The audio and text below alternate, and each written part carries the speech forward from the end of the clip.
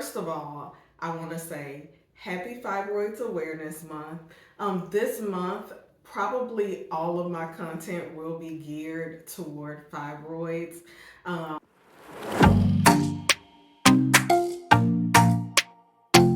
hey babes, welcome back to my channel. I'm Shantae, and if you're new around here, I share lots of tips and wellness strategies to help women live an overall healthier life, and I'll share my journey with fibroids and how I've been able to overcome that. So if that's something that you're into, make sure you like this video and make sure you subscribe to my channel and turn on your notifications.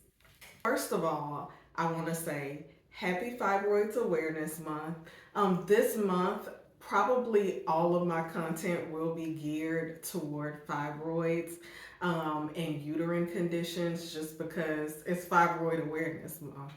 So I am going to be sharing a lot about that, so stay tuned. Like I said, make sure you're subscribed so you'll know when all those videos come out. Today's video is going to be about the 5 things that are probably holding you back in your wellness journey or in your fibroids journey. And like I said, a lot of these really can be applied to any kind of wellness journey you're in, but I talk to a lot of women about fibroids, and I feel like these are the 5 things that come up the most. So I'm just gonna jump right into it. And I got my notes here, so if you see me glancing down, that's what I'm looking at.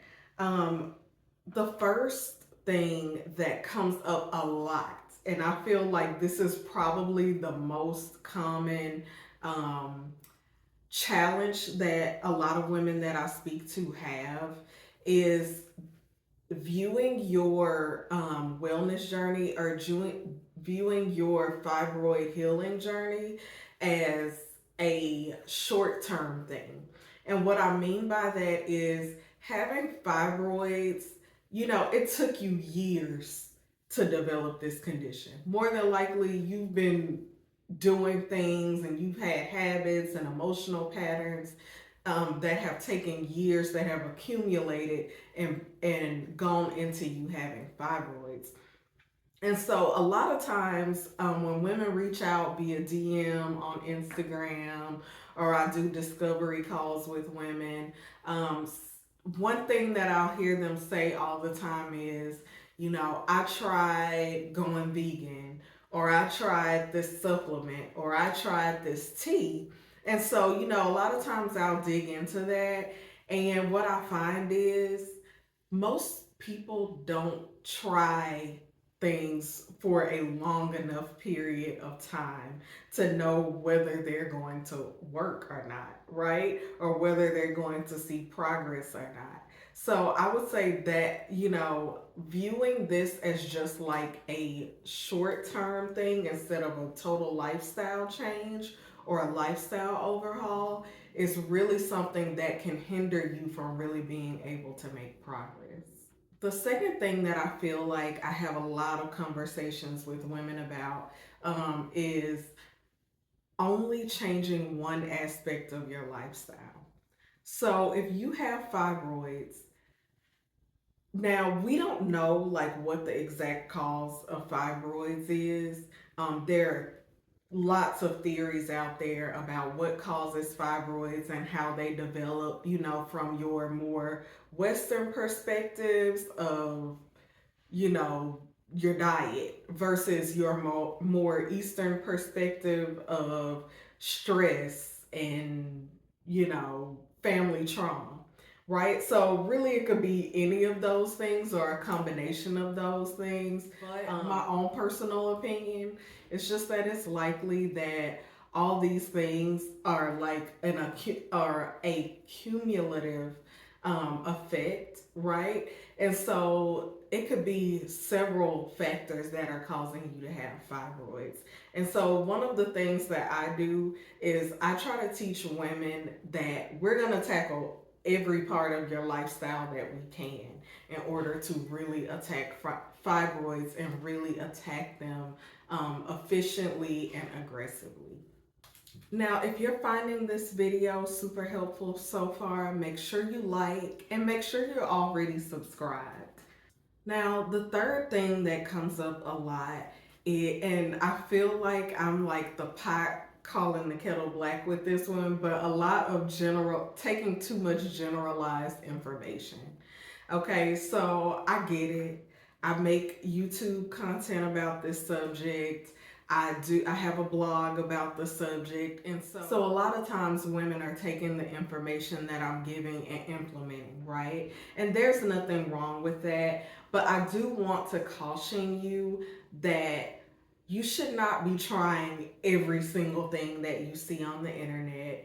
And before you try something, whether I don't know if you believe in God, but I believe in God. And so, one thing that I like to do is to really pray about something before I do it and see if that's something that is right for me.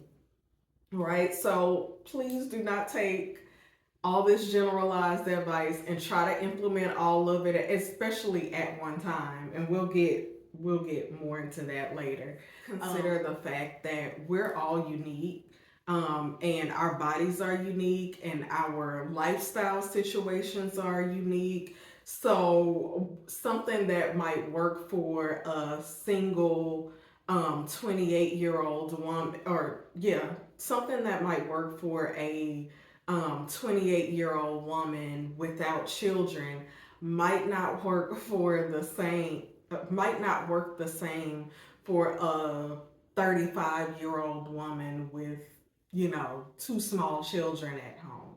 Like, your wellness and lifestyle journeys are going to be probably pretty different, just based on some of the circumstances that are going on with you and your past history.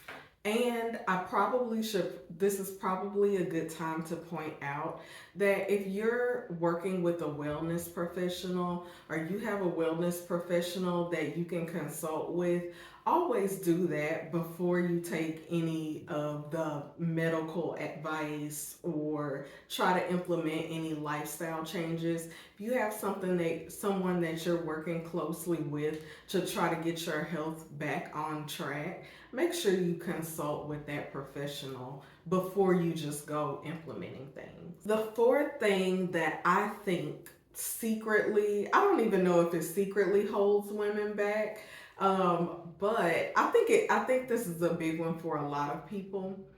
A lot of people look at wellness or lifestyle changes as a burden instead of an opportunity. So, for example, a lot of times people will look at changing your diet and not being able to eat certain things as something that you're missing out on, or you're missing out on the fun that everybody else is having, eating all the things that they want to eat. But I would like for you to start to reframe that and look at it as, I'm allowing myself the opportunity to be my healthiest self, my most whole self. I'm allowing myself the opportunity to have more energy. I'm allowing myself the opportunity to have better periods. I'm allowing myself the opportunity to have less brain fog, to be able to think more clearly.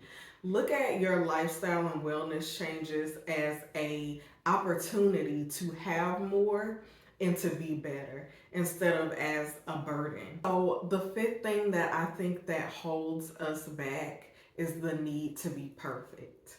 And so what ends up happening when you're dealing with the need to be perfect or perfectionism is, a lot of times you end up procrastinating because you're thinking, oh well, I'm not, gonna get started until I know that I can do XYZ exactly how it needs to be done, exactly when it needs to be done, you know, or you get so intent on doing things perfect and doing the right thing that what you actually do is do so much research and try to figure out, what's the best thing to do, and then you get overwhelmed and you end up with analysis paralysis, right? So I would say that if you're someone who deals with perfectionism or who struggles with perfectionism, really evaluate how it is impacting your health and how it is impacting your wellness journey. And I would suggest seeking counseling or seeing a therapist that can help you work through your need to be perfection, your need to be perfect, and help you get to the root of that and why. Because ultimately, perfectionism will hold you back. One of the things that I always preach, I always teach is to pick a place, get started. Pick something simple to do that you can do and get started. So I hope you babes found this video super helpful. Let me know in the comments what you think. Let me know in the comments if there is something that I didn't mention here that might be holding you back. And maybe I can help provide a solution for you, or make some suggestions for you so that you can move forward.